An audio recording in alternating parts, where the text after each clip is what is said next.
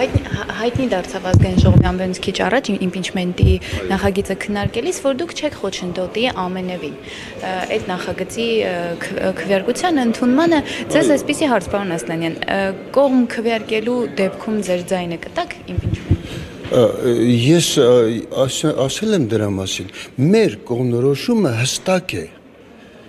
Մենք ասել ենք,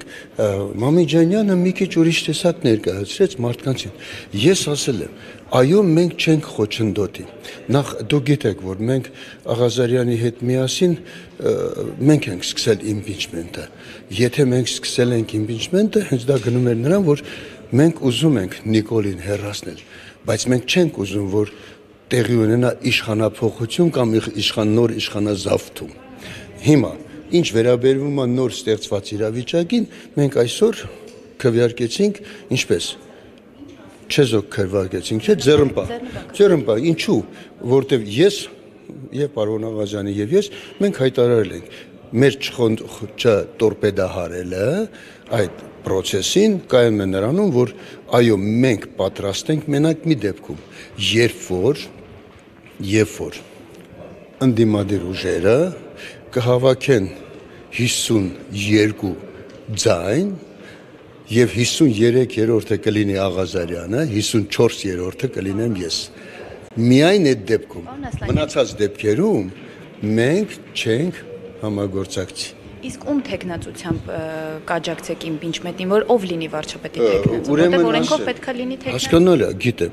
Այդ դեպքում որևէ նշանակություն չունի, որովհետև եթե գա 53-54-ի թիվը, ուրեմն այդ դեպքում իրականում այն մարդը, ով կլինի վարչապետի թեկնածու, չի կարողանալու, հնարավորություն չի ունենալու իշխանությունը իր վրա քաշելու։ Հասկացաք ինչ է ստացվում, այսինքն այդ դեպքում ստացվում է հետևյալը, ով ուզում ես եղի,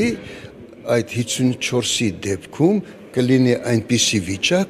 երբ ոչ մի կողմը չի կարող իշխել։ Բայց դուք թեկնածուի անուն ամեն դեպքում չասացիք։ Եթե դա օրինակ լինի նախկին իշխանություններից որևէ մեկ, օրինակ Ռոբերտ Քոչարյանը, Սերժ Սարգսյանը,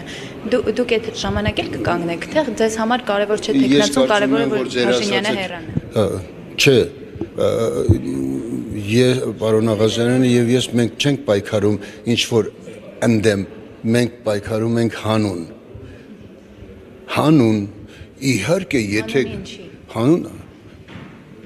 դուք չեք տարբերակում, ինչ բան է ընդդեմը, ինչ բան է հանունը։ Հանունը գնում է ճշմարտության, հանունը գնում է իրականության, իսկ ընդդեմը ինչ որ մի բանի ընդդեմ է։